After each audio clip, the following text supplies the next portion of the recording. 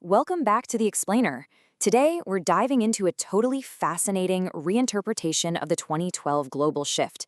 We're moving right past that literal panic that swept the globe over a decade ago to uncover a profound philosophical paradigm shift that was hiding right beneath the surface of the calendar the whole time. I mean, many of us remember those doomsday prophecies, right? The blockbuster movies with the crumbling cities and the sheer cultural anxiety leading up to December 2012. But what if the quote-unquote end of the calendar wasn't actually about the physical destruction of our planet? What if it was simply the end of a very specific long-running operational phase for humanity? Kind of like a graduation day. To really get a grip on this, we're going to follow a clear agenda today. First, the true meaning of the 2012 doomsday.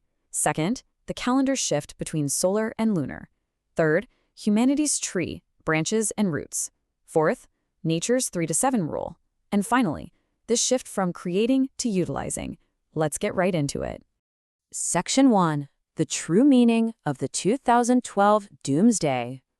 So the source we're analyzing today reveals a completely different perspective on this. It tells us that 2012 was actually the year where all the groundwork and preparation for human evolution finally concluded. Think about it. Humanity had been building, suffering, and constructing the basic environment of our world for literally millennia. In this view, 2012 was simply the pivotal cutoff point, the absolute deadline for that prep phase, not an apocalypse. When you map out this cosmic timeline, something amazing stands out.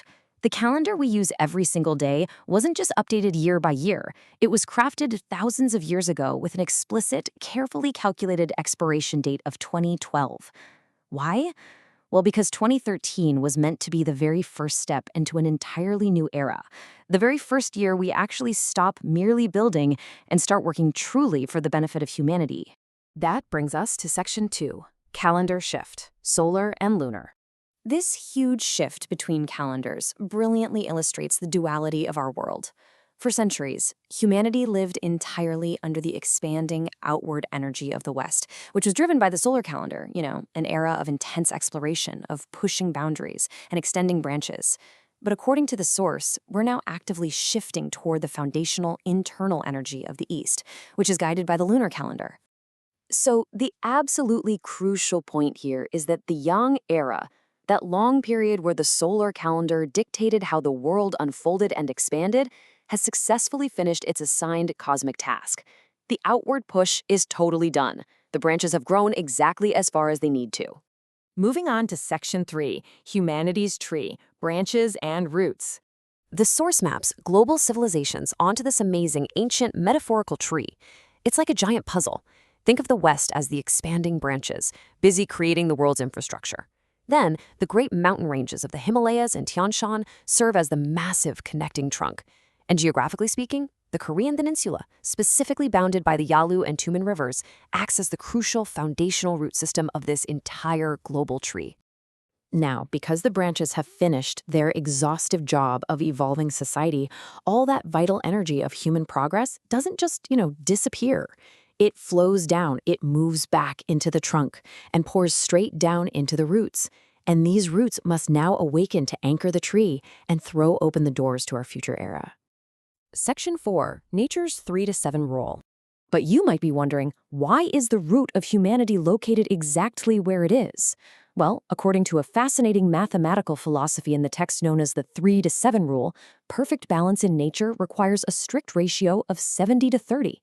This isn't just random chance. It exactly dictates the physical geography of the East Asian root we were just talking about. To properly function and hold the energy of the world, its environment actually has to be precisely 70% mountains and water to 30% open fields. And the source points out that this 3 to 7 ratio isn't just painted onto the landscape. It's a fundamental cosmic blueprint. Think about it. It's actually kind of wild when you realize it. Our human bodies are roughly 70% water and 30% solid matter. Even the human head mirrors this perfectly. Count them. You have 7 openings above, eyes, ears, nostrils, mouth, and 3 below. It really proves that the roots of humanity, both biologically and geographically, were meticulously designed by nature's universal laws. It even extends to the literal, historical dimensions of this geographical root on the Korean Peninsula. When measured in li, which is a traditional East Asian unit of distance, it's historically defined as 3,000 li in length and 7,000 li in circumference. The geography was perfectly formed from the start to achieve this exact 3-to-7 natural harmony. Absolutely incredible. And finally, Section 5, from creating to utilizing. So, what does this all mean for us? How does this grand cosmic shift actually affect our daily lives today? This is really the climax of our understanding of this text. Doomsday was never, ever about physical annihilation. It was about the absolute death of old paradigms, outdated ways of thinking, and the end of the grueling, painful methods we use to build society. That old way of living, that is what truly ended in 2012. We are officially transitioning from the era of creating, where we painstakingly and competitively built our environments, straight into the era of utilizing. The instructions laid out are super clear. Step 1, stop trying to endlessly build basic infrastructure. Step 2, let go of your attachment to the old societal structures. And Step 3, start actually utilizing the evolved world we've inherited to establish genuine global peace. Because of this massive shift, the source predicts we're going to see international politics shake right down to their core.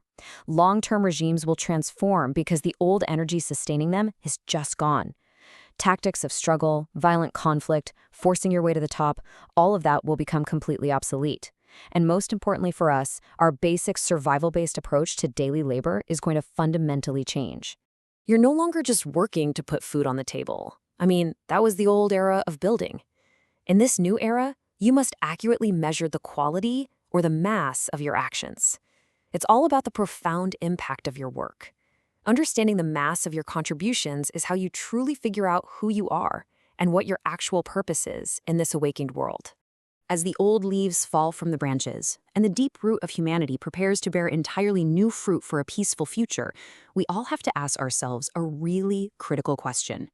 In this entirely new post-2012 paradigm, what is the true weight, the real value, and the mass of the work you are doing for the world?